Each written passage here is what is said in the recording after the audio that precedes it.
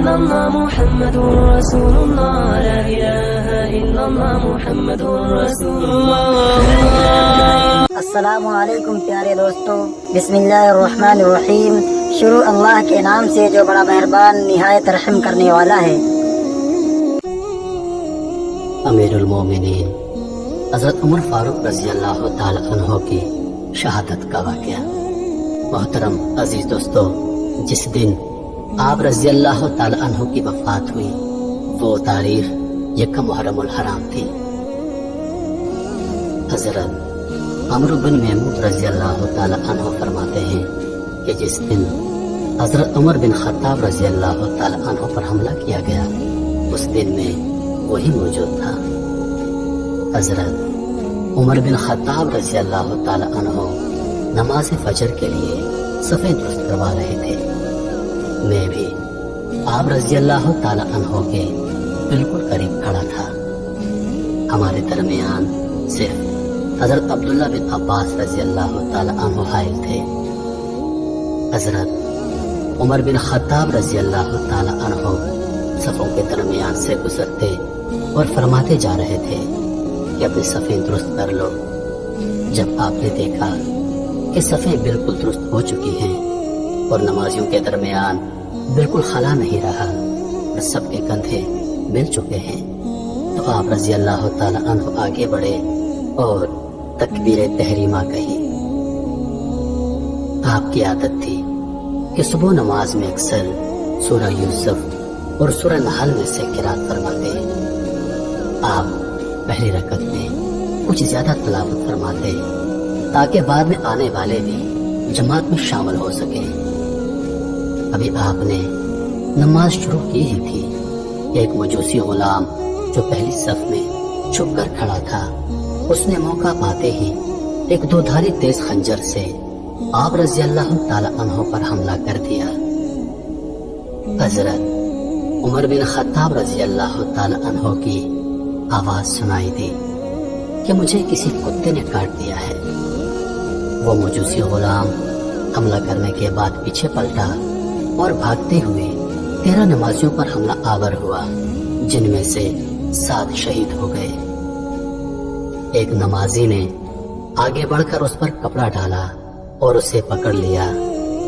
جب اس بدبخت غلام نے دیکھا کہ اب میں پکڑا جا چکا ہوں تو اپنے ہی خنجر سے خودکشی کر لی. جب حضرت عمر فاروق رضی اللہ تعالی عنہ پر حملہ ہوا تو صفوں میں دور دور کھڑے اکثر نمازی اس حملے سے بے خبر تھے. جب انہوں نے آپ رضی اللہ تعالی عنہ کی قرات نہ سنی تو سبحان اللہ کہنا شروع کر دیا. جیسا کہ اکثر اگر امام صاحب سے کوئی بھول ہو جائے نماز کے دوران تو پیچھے کھڑے نمازی سبحان اللہ کہہ کر ان کا دھیان واپس لاتے ہیں. حضرت عبد الرحمن رضی اللہ تعالی عنہ نے آگے بڑھ کر نماز فجر پڑھائی. اکثر لوگوں کو نماز کے بعد واقعے کا علم ہوا. آپ شدید زخمی ہو چکے تھے.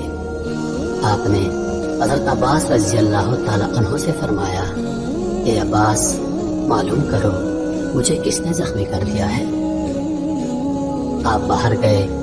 کچھ دیر بعد واپس آ کر بتایا مغیرہ رضی اللہ تعالی عنہ کے غلام ابو اولولو فیروز نے آپ پر حملہ کیا ہے.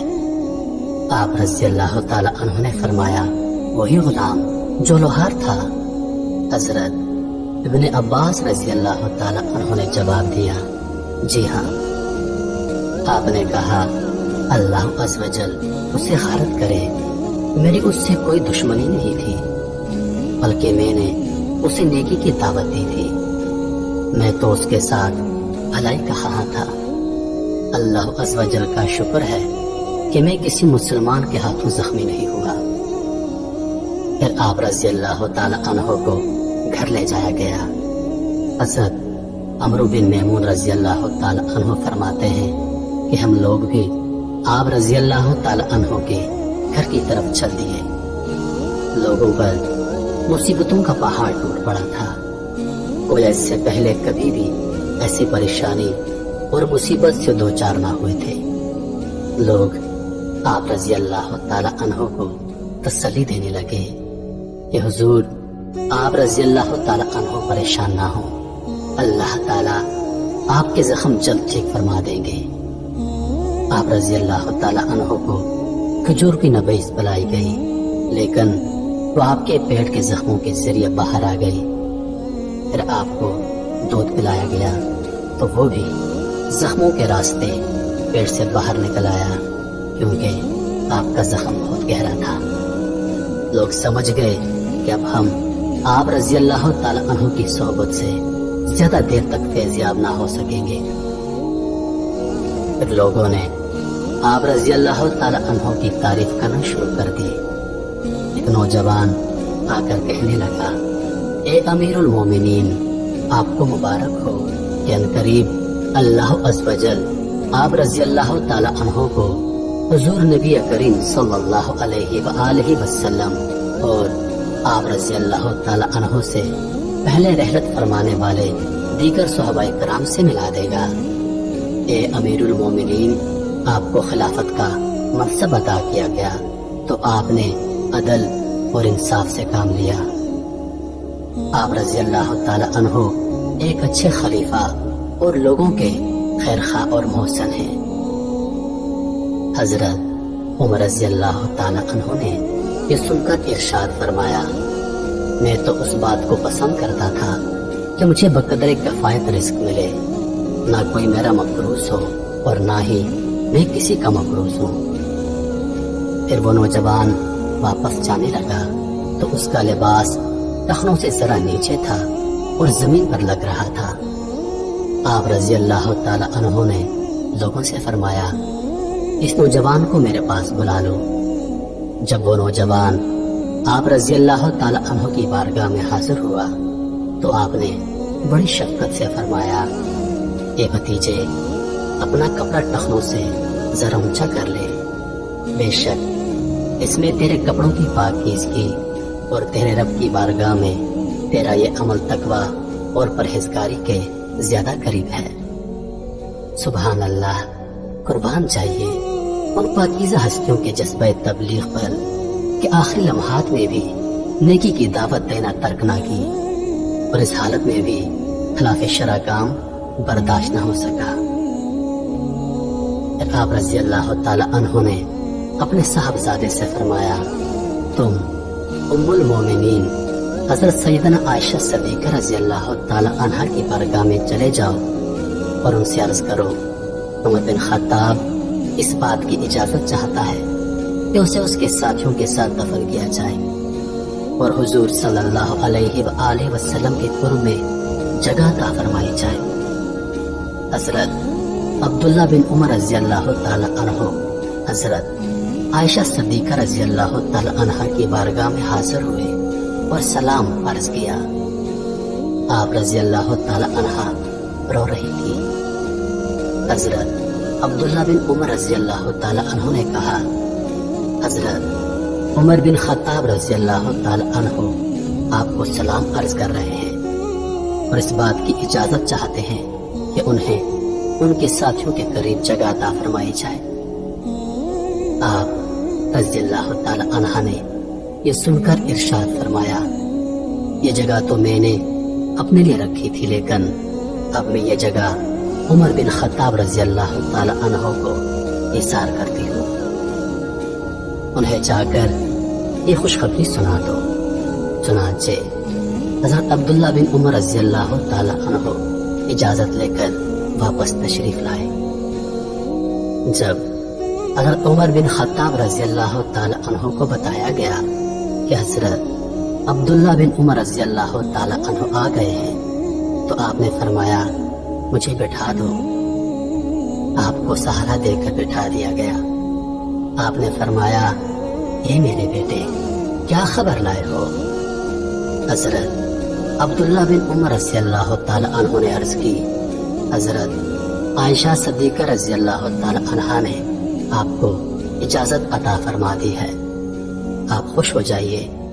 जिस चीज को आप रज़ी अल्लाह ताला अन्हु पसंद किया करते थे वो आपको अता कर दी गई है। ये सुनकर आपने फरमाया, मुझे इस चीज से ज्यादा اور کسی چیز کی فکر نہیں تھی۔ الحمدللہ مجھے میری پسندیدہ چیز عطا کر دی گئی ہے۔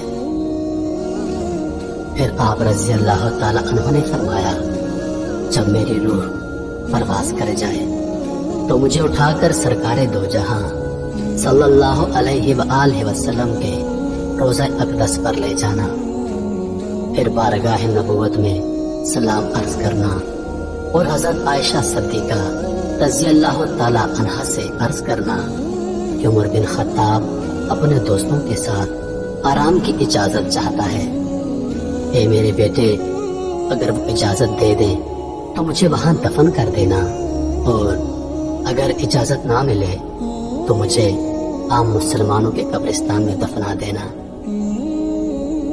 جب آپ رضی اللہ تعالی عنہ کی روح خالق حقیقی سے جا ملی تو آپ کو مسجد نبی میں لایا گیا، اور حضرت عبداللہ بن عمر رضی اللہ تعالی عنہ نے حجرہ مبارک سے باہر کھڑے ہو کر ام المومنین حضرت عائشہ صدیقہ رضی اللہ تعالی عنہ کو سلام عرض کیا، اور حضرت عمر بن خطاب رضی اللہ تعالی عنہ کو حجرہ مبارک میں دفن کرنے کی اجازت طلب کی۔ آپ رضی اللہ تعالی عنہ نے اجازت عطا فرما دی۔ چنانچہ حضرت عمر بن خطاب رضی اللہ تعالی عنہ کو حضور نبی کریم صلی اللہ علیہ وآلہ وسلم کے جلووں میں اور حضرت ابو بکر صدیق رضی اللہ تعالی عنہ کے پہلو میں دفن کر دیا گیا۔ اللہ عز و جل کی ان پر رحمت ہو اور ان کے صدقے ہماری مغفرت ہو، آمین۔